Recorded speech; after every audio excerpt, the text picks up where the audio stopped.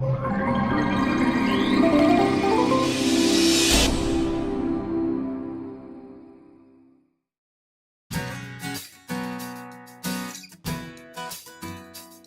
Bush, tell us a little bit about your program at Christopher Newport University.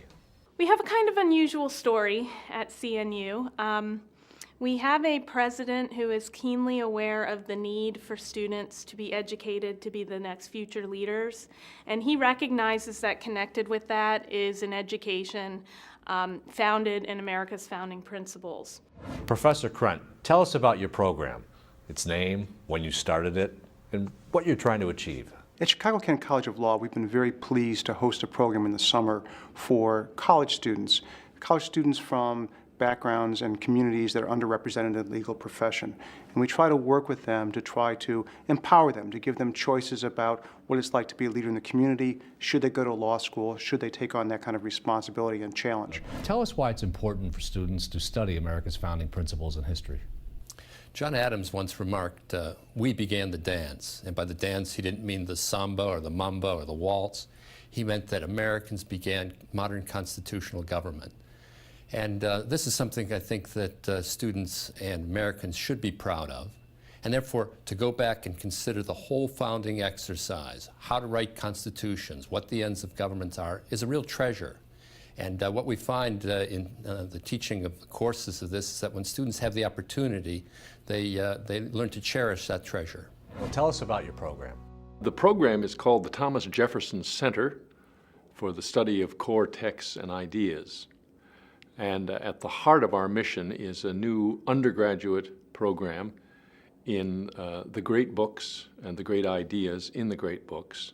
And the program is aimed to give a civic education that's centered on the great books, with one cornerstone, the American founding period and the debates over the ratification of the Constitution and what informed those debates and the subsequent legacy. In all of our programming and our courses, we need to present a nonpartisan teaching of America's founding principles.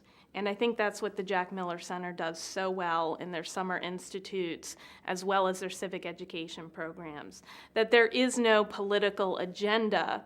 The idea is just to re-engage people on the great books that have been written by America's founders, to re-engage the debates and ask the important questions that helped bring the American experiment to what it is today. What we try to do is expose students to the legal type of instruction. So they're not used to the kind of Socratic method going back and forth, and we'll teach them some substance, as in the constitutional law questions, but we'll also teach them about how to apply to law school, how to demystify the law school application process.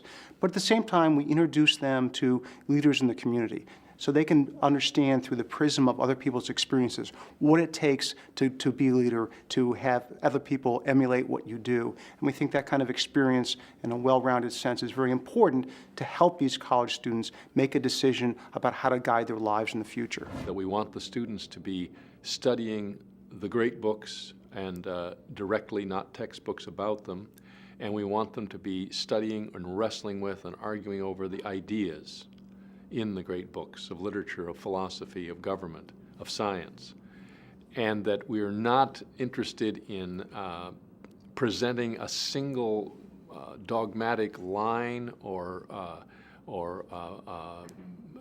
some kind of ideological outlook, but we want to stress the arguments, the controversies, the enduring questions, and the different answers to those fundamental questions. I attribute the success of the course first to the material, the chance that students have to have a genuine critical encounter with their tradition, beginning with the founding but going all the way up to the thought of the progressives and to thinkers in the modern age. I attribute it second to the instructors.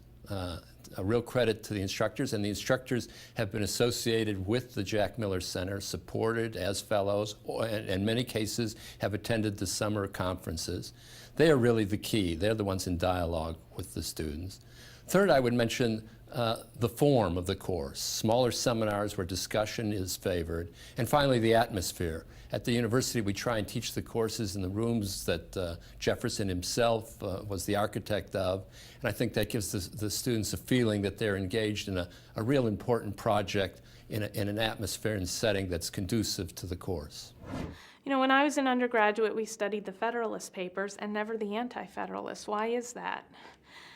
How do you get a balanced view of the product, the Constitution, if you are not aware of the ideas that shaped it from both sides? What I would like to instill in them is a recognition that intelligent people disagree with one another. And that just because a person disagrees with you does not mean that they're ignorant, nor does it mean that they're ideological. But perhaps we can learn to formulate the best arguments on both sides of an issue. One of the things that a lawyer does is the lawyer is responsible to the public for understanding the court system, for being a representative of a justice system. You can't implement that role unless you have an understanding of what the values are of our justice system and what the founding planks are of our court system. So everybody who goes to law school, everybody who thinks about going to law, needs to be versed in constitutional principles and understand how they endure, how they bend with time, but not break. And I think that's something that we want to expose college students to, understanding the framework, understanding how rights generate from that framework, and that'll enable them to make a decision about whether they want to steer their lives towards the law or not. Unlike some of the larger universities where it can be one program among many, at a smaller university, this can be a signature program. And we've been moving in the direction of trying to get our courses to our highest caliber students. So that's the direction we're trying to go with it. Today, across all of higher education, there is in fact a need for, at some level, for students to have an opportunity to engage in what's called civic education, which is the education of citizens and statesmen. It's not officially part of our curricula today. It was once in the past. And while it can't substitute for the disciplines of political science, it's an important function that should be taught, especially at the introductory level. And I think this is a need which citizens are feeling, and higher education should fulfill it. Not every student will go to law school, but students understand that they have gained an invaluable experience. They've met other college students from around the country, but they've also been exposed to aspects of leadership.